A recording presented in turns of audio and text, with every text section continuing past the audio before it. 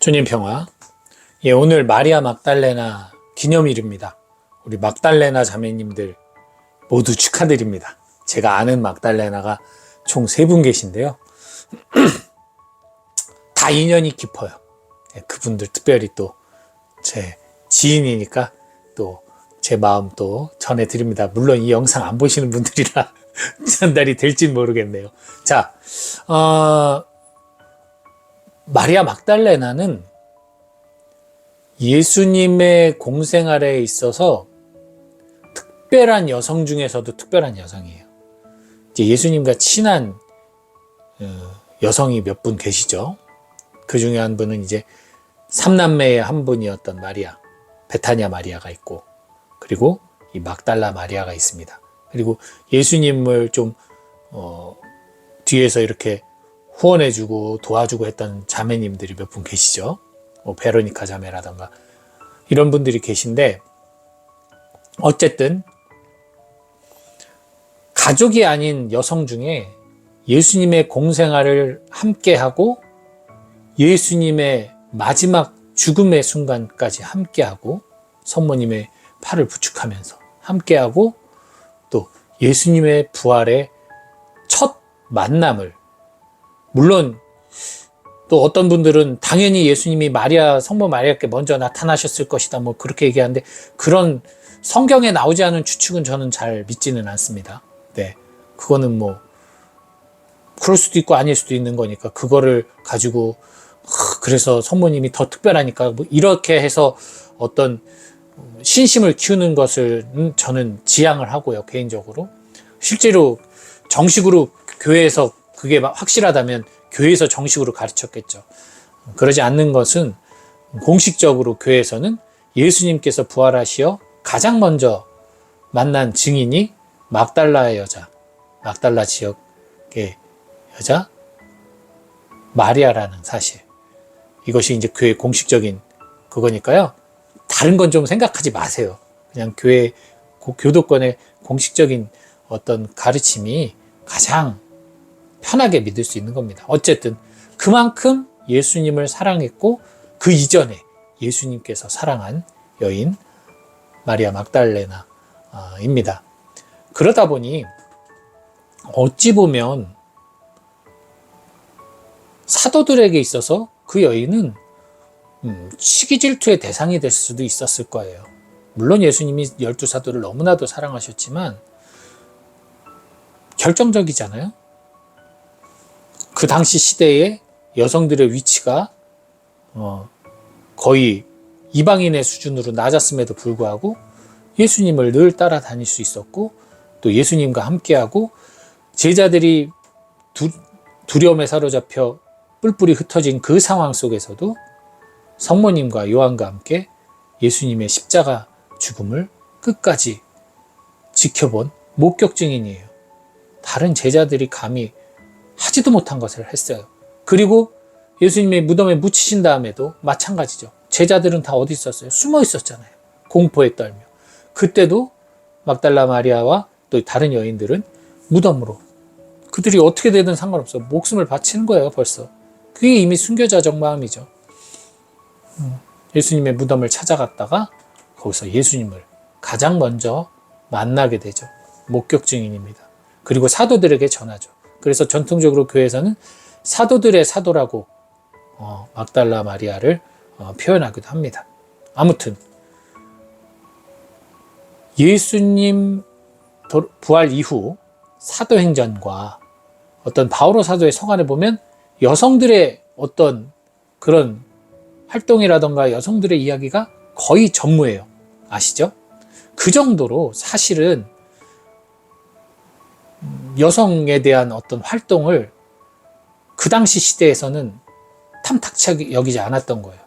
아무리 예수님의 사도들이라 할지라도 그 시대 그 문화 영향권 안에 있었을 것이고, 바오로 사도는 더더군다나 바리사이 중에 바리사이였잖아요. 그에게 있어서도 여성이 사도들처럼 활동한다는 것은 그 시대의 그의 사고방식 안에서는 할 수 없는, 하기가 너무나도 어려운 그러한 사상이죠. 여성과 남성이 평등하다는 그 사실. 그렇기 때문에 실제로 여성들이 아무것도 안 했을 리는 없어요. 이렇게까지 예수님을 사랑하고 믿었던 여성들이 침묵하고 있었을 리는 없거든요. 분명히 많은 활동을 했음에도 불구하고 성경엔 기록되어 있지 않아요.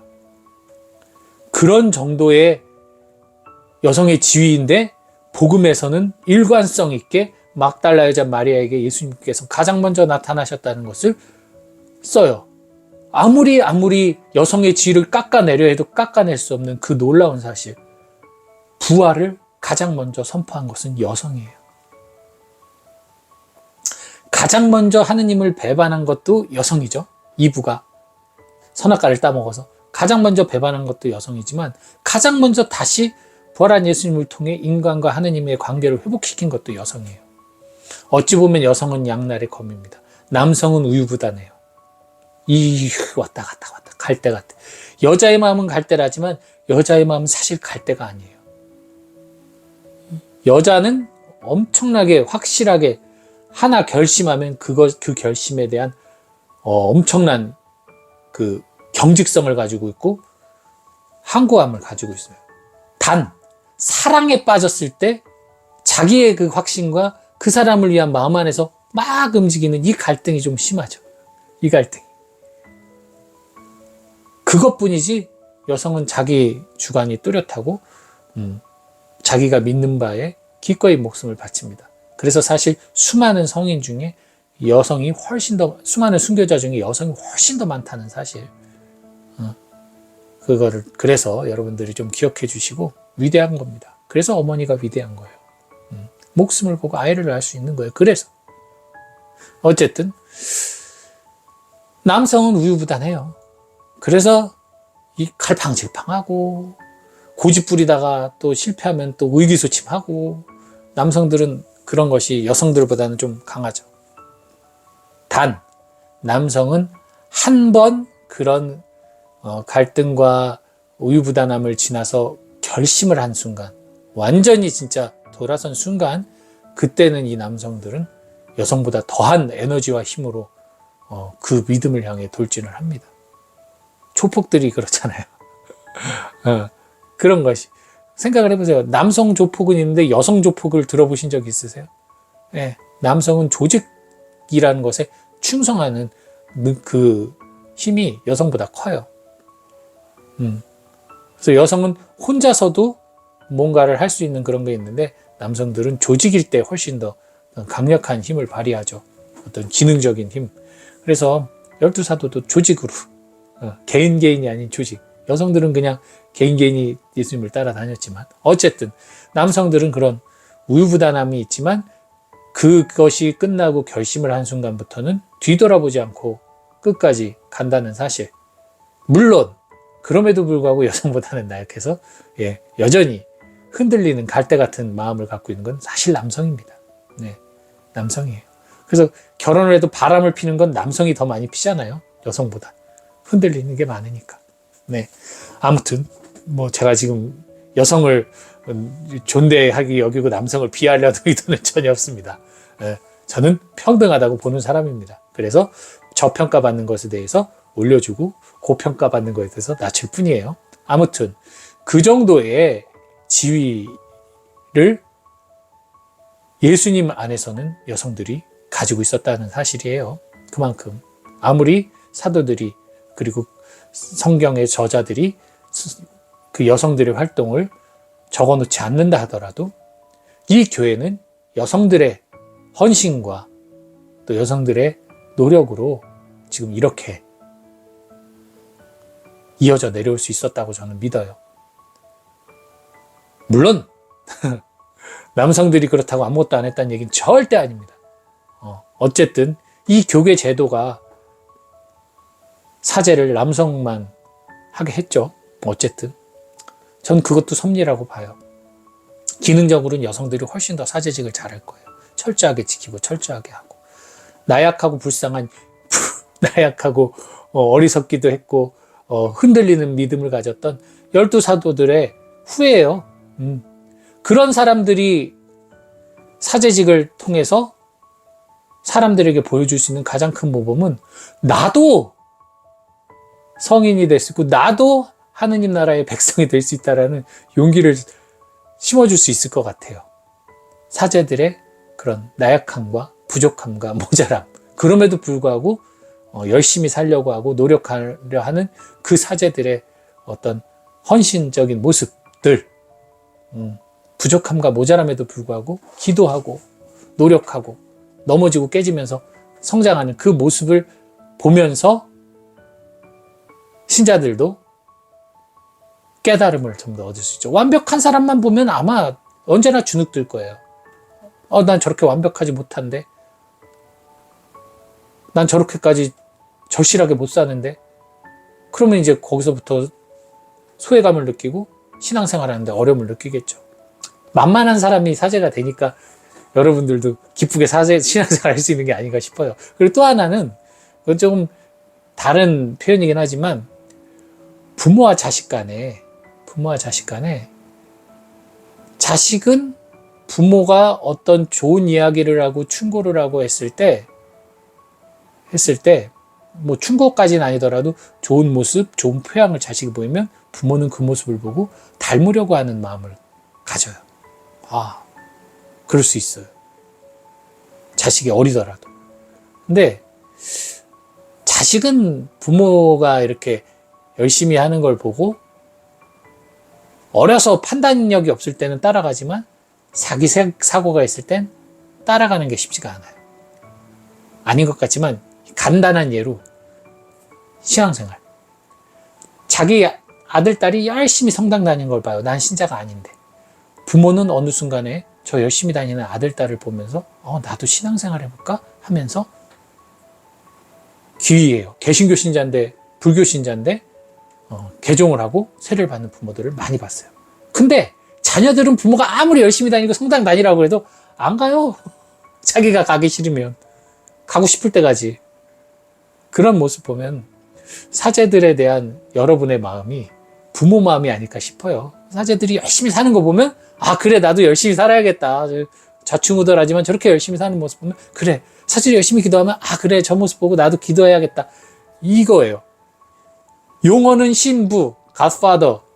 우리가 부모님처럼 하는 거지만 부모님으로 생각하면 말 듣기 싫어요. 아시잖아요. 부모님 잔소리 듣기 싫은 거. 오히려 우리가 사제를 얼마나 애처럼 귀히 여겨요. 뭐 그냥 쓰레기 하나 주셔도 아이고 신부님 이런 거 하지 마시고 막 그러고 뭐 이렇게 뭐 음식 먹을 때 하려고도 아이고 신부님 제가 해드릴게요. 그냥 귀남이잖아요. 귀남이. 실제로 아이처럼 생각하는 거예요. 사실 머리로는 그게 아니래도 본성적으로 사제들이 실제로 그 우리가 생각하는 사제직과 실제로 인간 자체인 내가 사제로 살아가는 그냥 평범한 인간인 나의 괴리는 엄청나게 크거든요. 사람들이 생각하는 거룩한 사제직이 뭡니까? 밤낮으로 기도에 전념하며 뭐 사람들이 필요한 곳 어디든 계속 가서 성사와 말씀을 전하고 선포하고 돌아다니고 사도들처럼 열심히 돌아다니면서 복음의 증거자가 되고 누구 앞에서 가서도 목숨 바쳐 주님을 선포하고 얼마나 그거 아름다워요. 근데 그게 지금 우리 본당 신부님과 싱크로가 되나요? 안 되잖아요. 근데 여러분들은 본당 신부님 존경하잖아요. 저도 좋아하잖아요. 그러니까 그건 결국 우리가 진짜 사제직에 부합해서 좋아하는 게 아니에요. 그 사제직을 지향하고 열심히 살아가는 그 모습이 귀여운 거예요.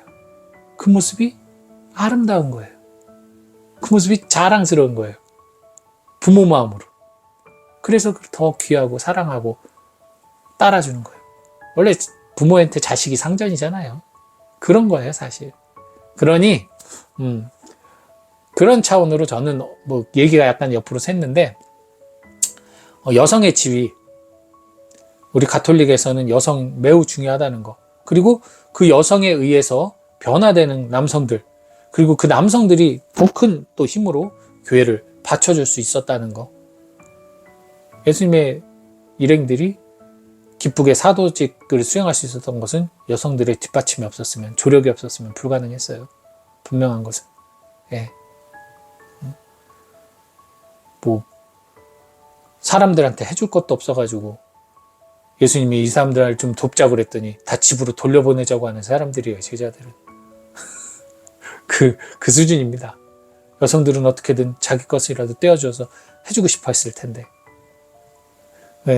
하느님께서 왜 여성에게 더 많은 감성과 사랑을, 애정을 가질 수 있는 능력을 주셨는지 그것을 또 잘 성찰해 보시기 바랍니다. 우리는 남성과 여성을 통해서 하느님을 만날 수가 있어요. 하느님을 어떤 분인지 이매진할 수가 있어요.